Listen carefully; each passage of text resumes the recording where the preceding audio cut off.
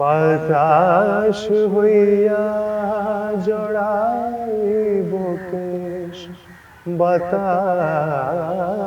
হইয়া জড়াইব কেশ, বেনি যাবে যবে খুলিতে, আমারে দেব না ভুলিতে, আমি চিরতরে দূরে চলে যাব, তবু আমারে দেব না ভুলিতে। আমরাও ভুলে যাব না। নজরুল গীতি আসলে ওনার রচনাগুলো যত যত চমৎকার, যত চমক পাওয়া যায় প্রতিবার শুনলেই, সেটাতে ওটা ভোলা সম্ভব না। না আসলে আর গানটার ডেপথ অনেক বেশি। অ্যাবসলিউটলি আমার জন্য স্পেসিফিক্যালি এটার একটা নিজের পার্সোনাল কারণের সাথেও একটা রিলেশন যেহেতু আছে, সেজন্য ভালো লাগে। হচ্ছে আমার ভাই প্রয়াত পৃথ্বীরাজ, উনি এই গানটা একবার করেছিলেন, যেটা হচ্ছে বব ভিভিয়ান ভাই গিটার বাজিয়েছিলেন, এটা হচ্ছে radio next day as far as I remember. তো ওইটা থেকে হচ্ছে মানে আমার গানটার নতুন এইভাবে প্রেজেন্টেশনটা প্রথম আমার শোনা ছিল ওইখানে।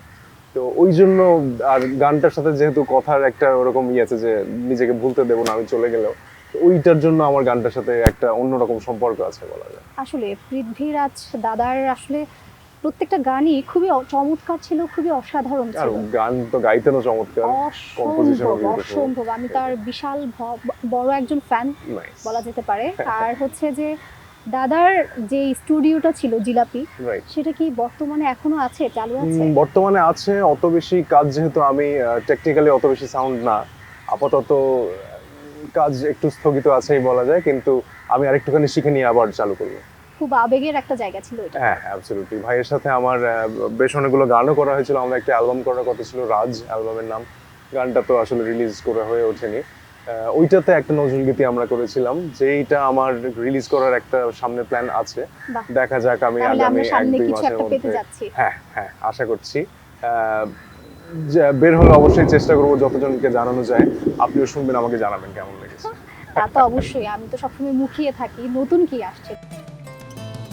বসুন্ধরা টিস্যু, অশুদ্ধতার বিরুদ্ধে এক বিন্দুও ছাড় নয়।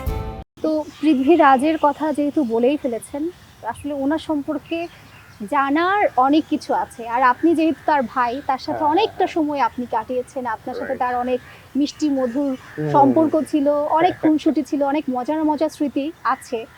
তো ওখান থেকে যদি আমাদের সাথে এখন এই মুহূর্তে কিছু শেয়ার করা যায়। এটা তো ঝামেলা হয়ে যায়, কারণ গুনে গুনে বলা কোন গল্প কখন গুনে বলতে হবে হয়েছে। না, এই মুহূর্তে যেটাই মাথায় আসবে। হ্যাঁ হ্যাঁ, মানে আদর, ভালোবাসা, ঝগড়াঝাটি সবকিছুই হয়েছে। এই মুহূর্তে মনে পড়ছে হঠাৎ করে ওই যে আমাদের এমনিতে দুজনের চেহারার মধ্যে চুল থেকে শুরু করে অনেক সিমিলারিটি আছে। হ্যাঁ, আমাদের ভয়েসও মানে শুধুমাত্র মা চিনবে আর কি, বাকি বেশিরভাগ মানুষই একটু গুলিয়ে ফেলে। তো আমরা দুজন একটা ইন্টারভিউতে গেছিলাম, যেখানে হচ্ছে হোস্ট যিনি, উনি জানেন যে আমরা দুজন ভাই। তো আমরা বলেছিলাম যে আমরা যমজ ভাই, সে সেটা বিশ্বাস করে না। তো মানে এটা আমরা প্রায়ই করতাম বিভিন্ন মানুষের সাথে যারা পুরো ব্যাপারটা জানে না। ভাই আমার থেকে 4 বছরের বড় ছিল, কিন্তু যমজ বললে ভাই অভিনয় করতে, ভাই আমার থেকে ছোট, মানে 2-4 মিনিটের ছোট এইভাবে বলতো। তো ওই রকম করে ইন্টারভিউর মধ্যে মাঝপথে গিয়ে আবার বললাম যে না আমরা আসলে যমজ না, আমি বড়। তারপরে আবার একটু পরে গিয়ে যে না ওটা আসলে মিথ্যা কথা বলেছিলাম, আমার আসলে যমজ। এইরকম করে জিনিসটা বেশ মজা হয়েছিল। এটা আমার এক্স্যাক্টলি খেয়াল পড়ছে না কোথায় এই মুহূর্তে, কিন্তু এরকম বেশ অনেকগুলো মেমোরি আছে যেখানে আরেকজনকে দুজন মিলে, মানে এটা এমন না যে আগে থেকে ডিসকাস করে রেখেছি চলো আমরা মজা নিই, কিন্তু একজন শুরু করে দিলে আরেকজন অটোমেটিক্যালি চলে আসছে জিনিসটার মধ্যে, এই জিনিসটা মজা হতো।